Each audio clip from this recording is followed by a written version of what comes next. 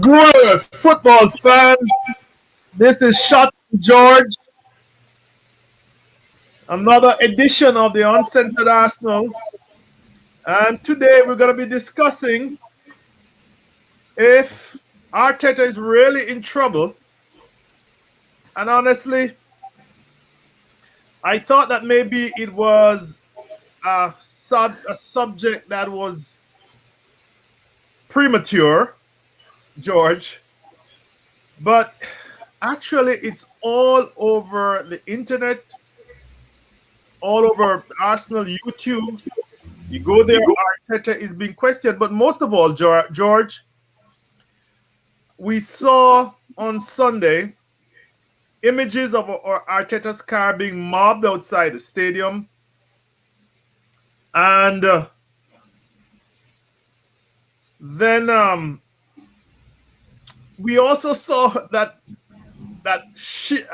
ITK extraordinaire Fabrizio Romano floating something up that Arteta, the board is fully behind Arteta, and that got my attention. Did it get yours? Not really, no. They're just bullshitters. But I'll have to start with that Arteta's car incident. Correct. Now, I don't like him, we know that. Yes. But that's disgusting. Absolutely diabolical. That you harass someone leaving the job, and whether we like him or not, he's doing his best. It might not be good enough. It might be wrong. He might be making mistake after mistake, but he's doing his best. He does not deserve treatment like that. And how he's treated others, like we can say, oh, he wasn't very good to Mesut Ozil, or this player or that player, he's been bad to Guendouzi. He hasn't stood outside the car and shouted at them and called them twats and told them to fuck off. It's just not good enough. Anyone doing that should be banned from attending games or attending any Arsenal function permanently. Permanently. Well, you know, George, we are reaping the whirlwind. I'm trying to remember the Malcolm X quotation that on CBS, George, 50 years ago, about the what coming home, the rooster coming home to roost, or whatever that saying was. I mean, these are the same fans after a loss to Southampton were abusing Wenger down the tube station, literally. And you remember also when he slid, they were in glee. You know, these, and of course these are the same fans, obviously, who flew banners and A4 and bed sheets. Yeah, we've sown the wind and reaping the whirlwind. I finally got that correct. It seems to me. The problem is that people will tell you, if you go on Twitter or blogs or whatever, they'll say, oh, they're not real fans. Fucking right, they're real fans. That's the problem. They are real fans. There's no point saying they're not Arsenal, they're not proper. These are Arsenal fans behaving like twats. You can't deny it, they are. And George, it's to me. And we condoned it. They condoned it. Yes. It was all right doing it with Wenger. It was all right doing it with Emery. Oh, yes. And I'll tell you what now, what I have noticed is accounts on Twitter that make everything about likes and retweets that have slavishly backed Arteta for the last 12 months, tweeting positive things about him, right? Now that they have a whiff that the fan base is turning against him, you'll see the exact opposite. They'll be tweeting negative things about him. So if they were previously tweeting back Arteta, it's a long-term project, next week they'll be going, let's get this twat out of our club, our great club. We deserve better. Anything to get likes and retweets and popularity. It's nothing to do with their opinions, and it makes me fucking sick. I have no time for them. No time at all. Even the old Wenger out boys, at least some of them stuck to the guns. Do you know what I'm saying? At least they had an actual principle. They were against Arsene Wenger. But a lot of people that just jump on the bandwagon, they make me sick. And you'll see it more and more and more. And you'll see it with pundits and Sky. Once Sky that get the idea that, or TalkSport, get the idea that the fan base is turning against them. You watch all the fucking phone-in shows be about Arteta and how he's failing and how what we need to do. And they know all the answers. They don't know the answers. They don't even know the fucking questions. Well, George, I have news for you. I have news for you, George. The biggest YouTube channel for Arsenal is replete. I checked them out as a preparatory for this program. Replete with Arteta out. Little teenagers or barely 21-year-olds spouting drivel. And even big men, George. They are literally saying Arteta out. And yeah, of course, because it's and you know what, George? When the dude from Luton asked them, well, you know, he had 5 players out, and what can he do? They have, as you say, absolutely no solution. Just need a new manager. This can't work.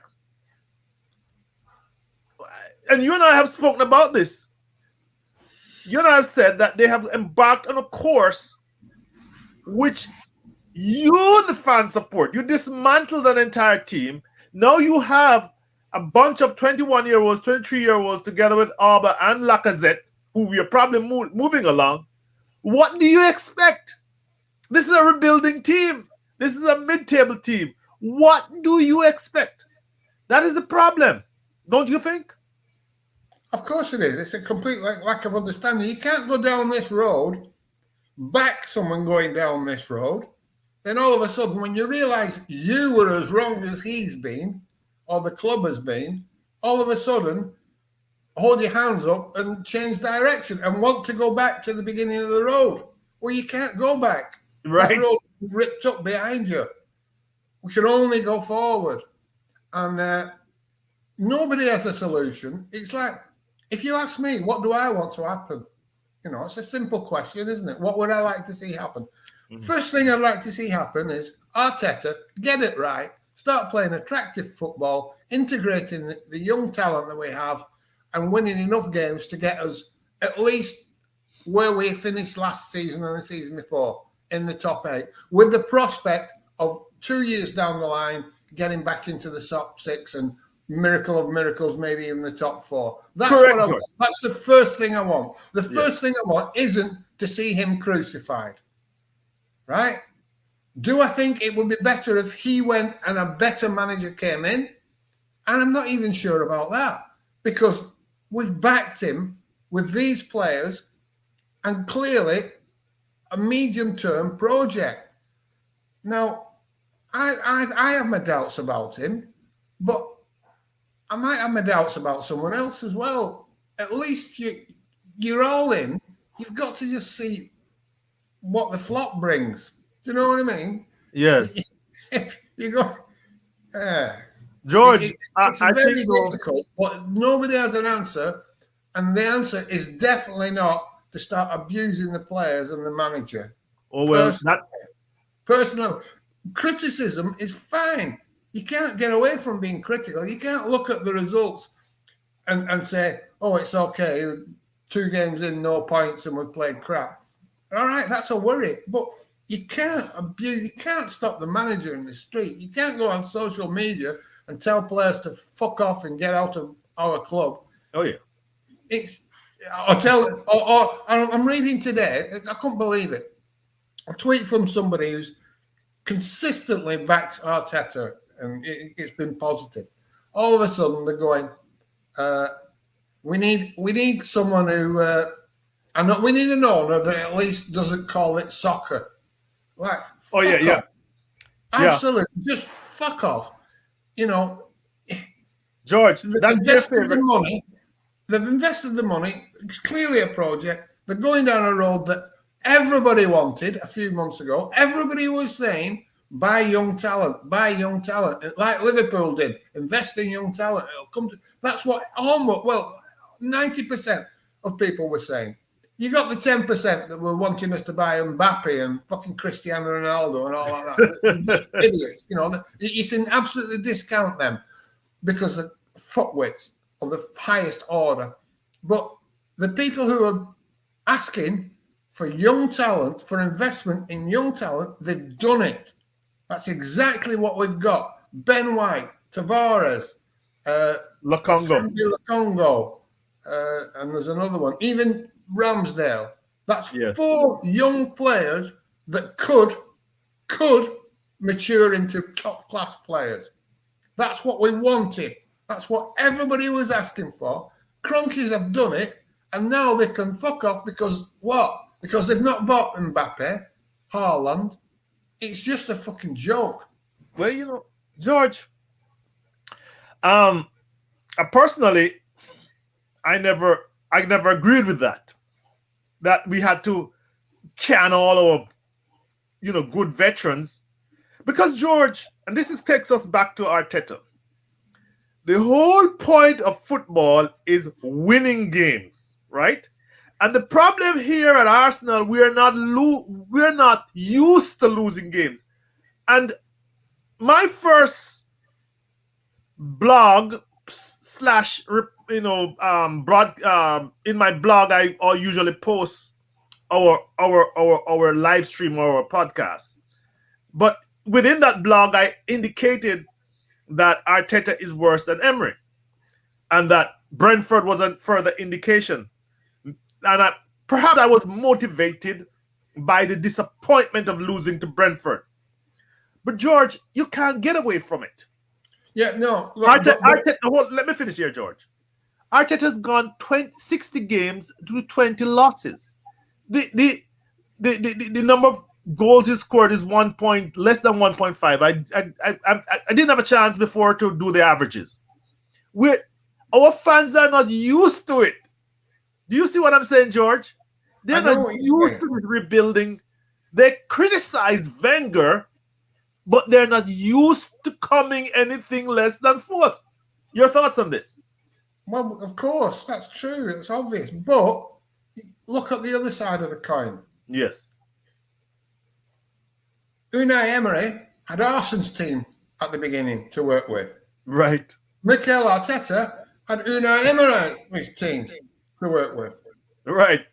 So obviously, it's easier for Emery to get better results than Arteta. Yes. Because you're right, George, because whenever Emery was in trouble, he picked a Wenger team to take him out of trouble. Keep going. Yes, exactly. Well, Arteta couldn't do that. He didn't have the option.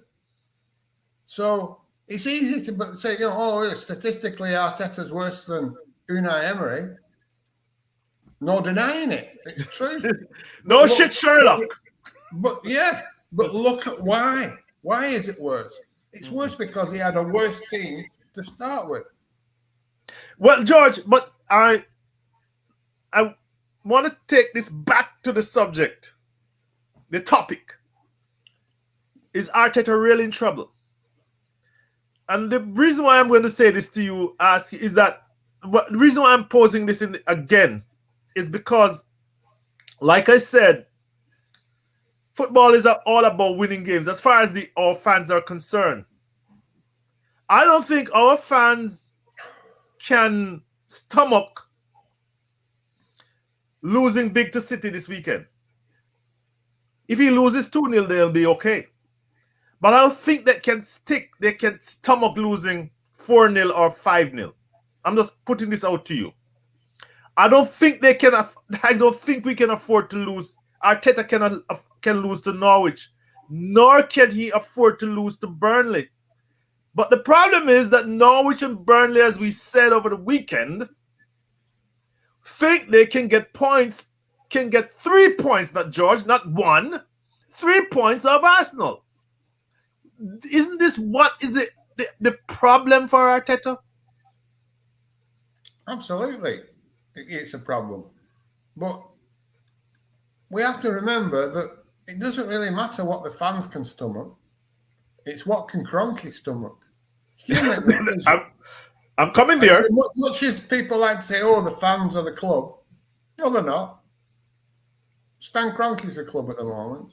And if he wants to stick with Arteta, he will. And us making it more difficult for the manager and the team isn't a help. It isn't a help, you know. And I'm probably as guilty as anyone up to this point. But that's been on a critical level, looking at the way we're playing and what I felt was a mistake leaving Mesut Ozil out of the team and then getting rid of him.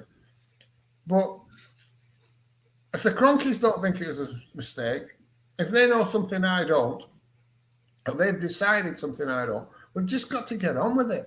Okay, George. And the best way to do that is to not make it more difficult for the team. At least give him a chance to fail. That's correct, George. If someone's going to fall over and break the nose, fair enough. But don't fucking trip them up and then laugh at them for breaking the nose. You know, George, the $100 and something $1,000, I'm sorry, dollars. The 100,000 people who are tuning into the Get Rid of Arteta Now YouTube channel is what concerns me. I mean, you and I are, and the people who watch our video. And by the way, people, we and me and George, and I keep telling you, me and George and the rest of the Uncensored team are late to the party. That group is way ahead of us and spreading fear and spreading panic amongst the fans. But George, the concern that I have, even as I say that, is that Wenger said, and nobody likes to hear what he says, but he's always prophetic. Remember, he said around January that or so that if there were crowds in the stands, there will be 5 or so managers out of a job, and we were 14th, he had just beaten Chelsea. That, George, can the owners withstand that? That is my concern. Well, we'll have to see, won't we? All I'm saying is we shouldn't be making it more difficult for the players to play, and at least give him a chance to fail. I think he will fail. I don't think he's up to it. But you know, I don't want to see any manager, even him, abused and his job made more difficult. And you'll see it. You know, it'll manifest itself in every interview he does. You know, he'll be sat in front of the people and they'll be saying, "Oh, do you think the board up back you? Or the fans are against you? Did you hear the booing?" And it just on and on. And the problem is, I think you reach a tipping point where there's no way back. Correct, George. Correct. You reach a tipping point. And this tipping point tends to come more and more quickly these days. Yes. You know, tipping point used to take 12 months, then 6 months. Yes. Now it's 2 weeks. Yes. There you go, George. And I think remember that over the summer, people were saying, "Oh, we were the second best team in the league." I mean, it was a joke. Yes. As if we were the second best team, but results were the second best in the league. Right. So that optimism went over 2 games. One against a team that we should never be expecting to beat anyway, and one against a team that was riding high, first game away from home with a very depleted squad. Yes. You know, but that might be all it takes. Those 2 games, the fan base is against him, the press are against him. They see a way of getting on TalkSport and Sky Sports by attacking. You'll see them all rolled out, the same fucking ones that are prepared to come on and slag the club off. They'll all of a sudden get the 5 minutes in the limelight. And the likes of Bob Wilson, Robert Perez will never be approached to say fuck all because they might say something positive. It's Well, a sort George, of, I'm gonna tell you something. You're absolutely right. You should see the ITKs, the Football London, the I gotta call their names, the James Bangs, the that whole lot. They are now tweeting anything that will set up Arteta. I know you just quoted one, and I went. What they're doing right now is setting up Arteta. Anything he says about, oh, this will take time. That's, we have a young squad. It's just to set him up to then, after the next game, go right to a driver's stake in his heart. It is sickening, and that's right. But it's not even that, Shotter. Yes, they don't care. Exactly. It's about them. It's about them attracting attention and them getting more followers and them following in the direction that they see the herd going, so that they can be part of that herd. It's pathetic, and but we're there. That's where we are. That's where football is. That's where Arsenal is. And let's be honest here. We point the finger at other clubs, saying, "Oh, look at those supporters." We are the worst of the lot. We are the club that got rid of the best manager it's ever had. Not the other clubs. They didn't set. Liverpool haven't come along and set Klopp. City, after getting Pep out because he lost his first game, we set the precedent. Arsenal Football Club sacked the greatest manager in its 130-year history. And we're pointing our fingers at other people, saying, "Oh, how much superior our fans are to them." Give me a break. We're fucking shite. Well, George, I came to the conclusion where, you know how we love to criticize Tottenham fans for being fickle and they got rid of managers. I came to the conclusion some time ago that we're no different from them. There's a couple blocks up the road, up Seven Sisters Road. We are just like them. By the way, George, Phil Kennedy says George seems to be walking back from the vitriol of the past. Tell him that you Phil, George is a fount of wisdom. Stop it. Let me say this, though. I'm still against Arteta. I think he's made horrible mistakes, and I don't think he's the man for the job. I just don't think we should make the job more difficult for him than we have, because you've got to give him. You cannot spend 120 million pounds on a project and then sack the project leader. Mm-hmm. By the way, George, speaking about us being horrible as fans, it was amazing to me, and you just gave me the opportunity to bring that in.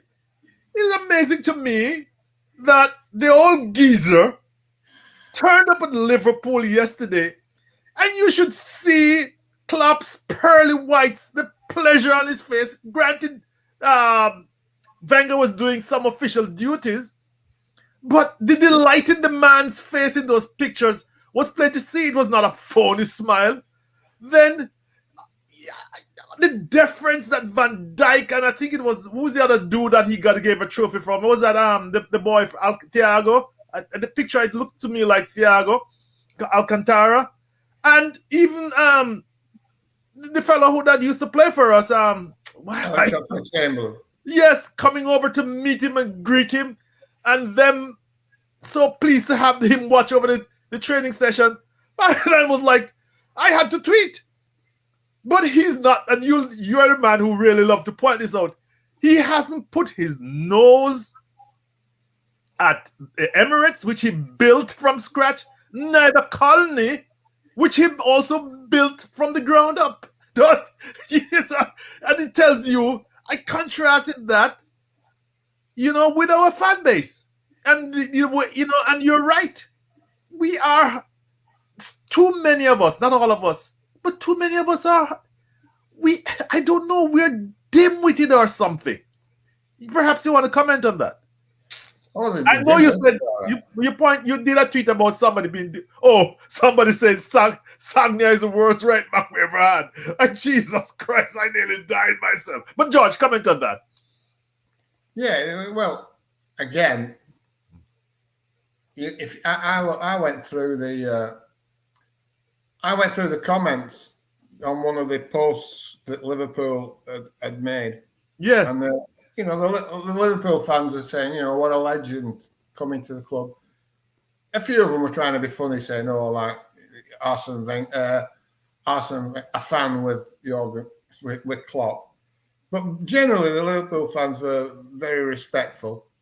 And the Arsenal fans, and this makes me laugh, the ones that are still blaming Wenger, they used to get, he used to get on my tits. It used to really annoy me. I was like, how stupid can you be? But now folk are just laughing at them. Yes.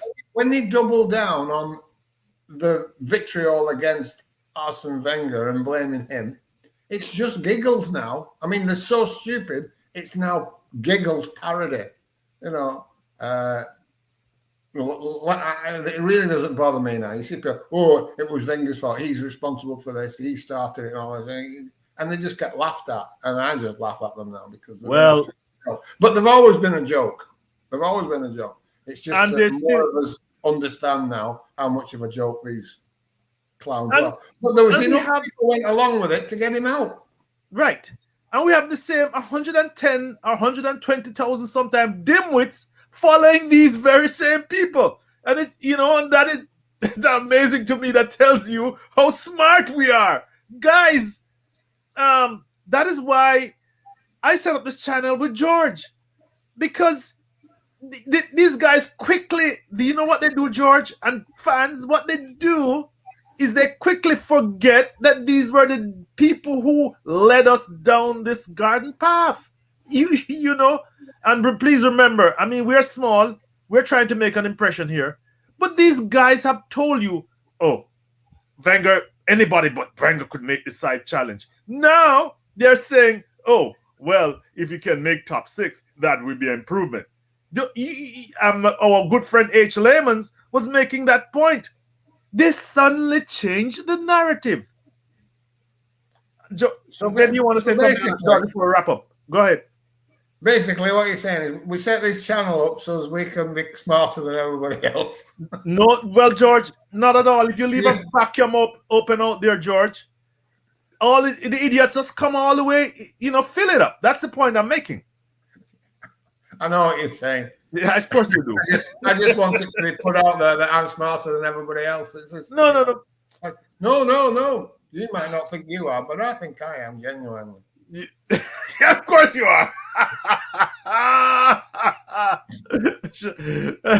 Shatta is the what was it? They used to have this comedy back in the day.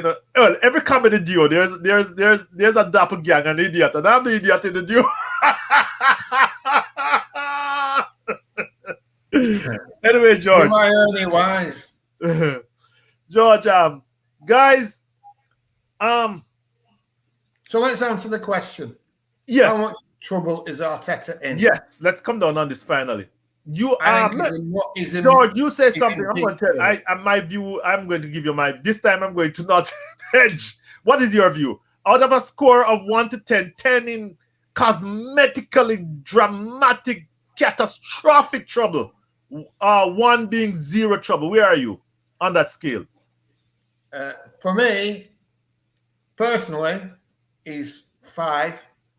And I think for the fan base and the media, is 7 or 8 at the moment. I think he's in deep trouble. I agree with you 100%. And the reason, and I'm going to say this, the reason why I think he's in big trouble, I think the owners these are the same owners who never supported Wenger in the last year. Stripped away his power, undermined him, never gave him much money in the rebuild. I don't think they have any loyalty to the manager per se. They have spent 120 million pounds so far. They want a return on their investment. They cannot take a negative PR. You know, they have hitched their star on all these PR outfits that represent them in the media. And once the Daily Mail, the Sun, the whole lot turn on Arteta, he's dead. He's dead in the water. And I think he's like an 8 in trouble. It's just a matter of time.